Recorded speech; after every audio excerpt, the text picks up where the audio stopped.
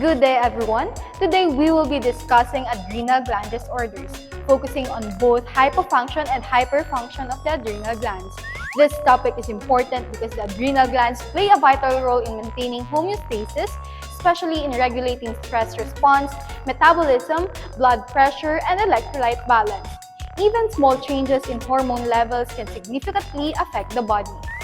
And by the end of this discussion, we aim to first describe the structure and function of the adrenal glands, second, differentiate adrenal hypofunction from hyperfunction, third, explain their causes, clinical manifestations and management, and lastly, apply our understanding through a short case scenario. Now, let us begin with a brief overview. The adrenal glands are small, triangular-shaped organs located on the top of each kidney. Despite their small size, they have a powerful effect on the body. They are divided into two main parts, which is the adrenal cortex and the adrenal medulla, each with a distinct function.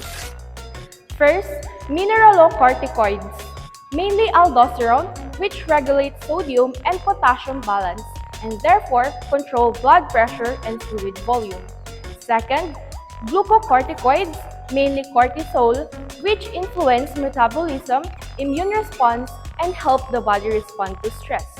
And third, androgens, which are weak male hormones that contribute to secondary sexual characteristics.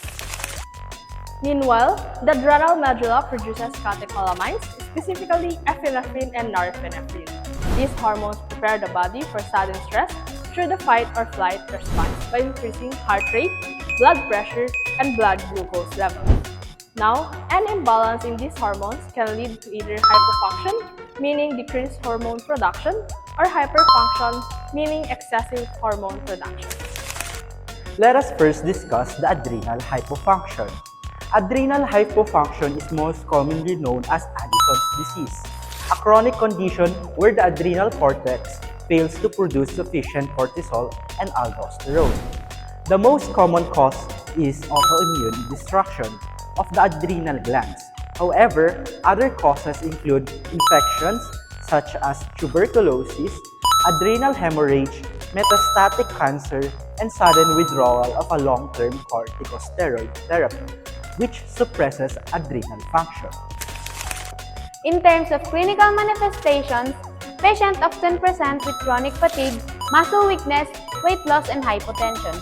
A very distinctive feature is hyperpigmentation of the skin, especially in areas like the elbows, knees, and oral mucosa. This happens because of the body increases ACTH production in an attempt to stimulate the adrenal glands. Electrolyte imbalance is also common, particularly hyponatremia and hyperkalemia due to low aldosterone levels. Patients may also experience dehydration, salt cravings, nausea, and abdominal pain. A critical complication to watch out for is an Addisonian crisis, which is a medical emergency.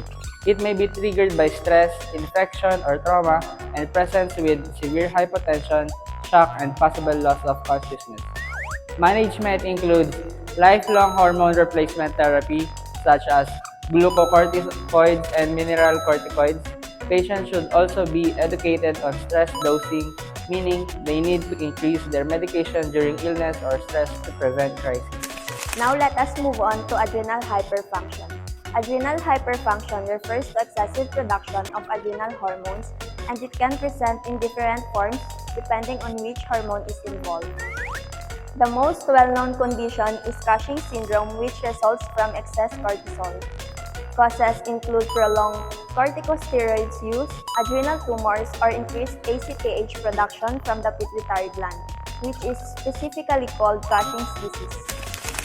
Patients with Cushing syndrome often have characteristic physical changes such as moon face, buffalo hump, central obesity, and thin extremities.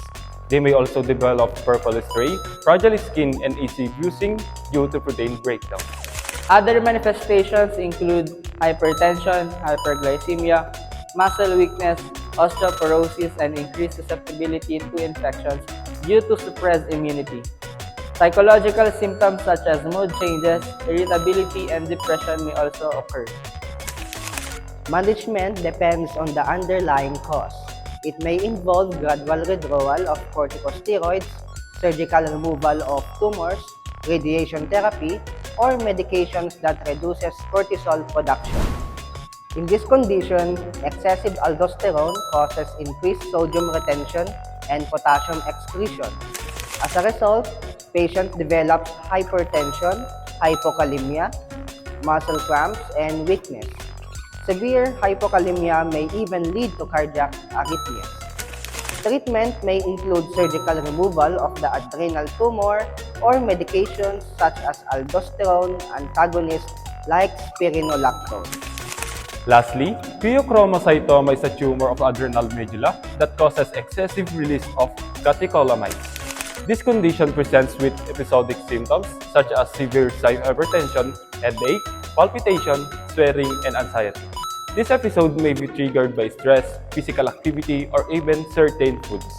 Pheochromocytoma is dangerous because it can lead to life-threatening cardiovascular complications if not treated. Management involves stabilizing blood pressure, followed by surgical removal of the tumor. Now, in terms of clinical relevance, understanding adrenal disorders is very important in healthcare practice. Many of the symptoms such as fatigue, dizziness, or hypertension are common and may be overlooked. However, they can indicate serious endocrine problems.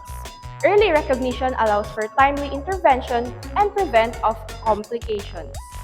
As a future healthcare providers, we play a crucial role in monitoring patients, administering medications, recognizing early warning signs, and providing proper health education. Now, let's apply our knowledge with a short case scenario. A 35 years old female presents with chronic fatigue, weight loss, and dizziness upon standing. On physical examination, there is noticeable hyperpigmentation on her elbows and gums. Her blood pressure is low, and laboratory findings reveal hyponathermia and hyperkalemia.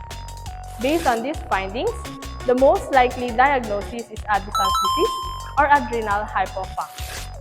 The priority nursing interventions include monitoring vital signs, especially blood pressure, administering prescribed corticosteroids, correcting electrolyte imbalance, and educating the patient about lifelong therapy and the importance of stress management. To summarize the key points, the adrenal glands are essential for regulating stress, metabolism, and fluid balance. Adrenal hypofunction or Addison's disease involves decreased hormone production and presents with fatigue, hypotension, and hyperpigmentation.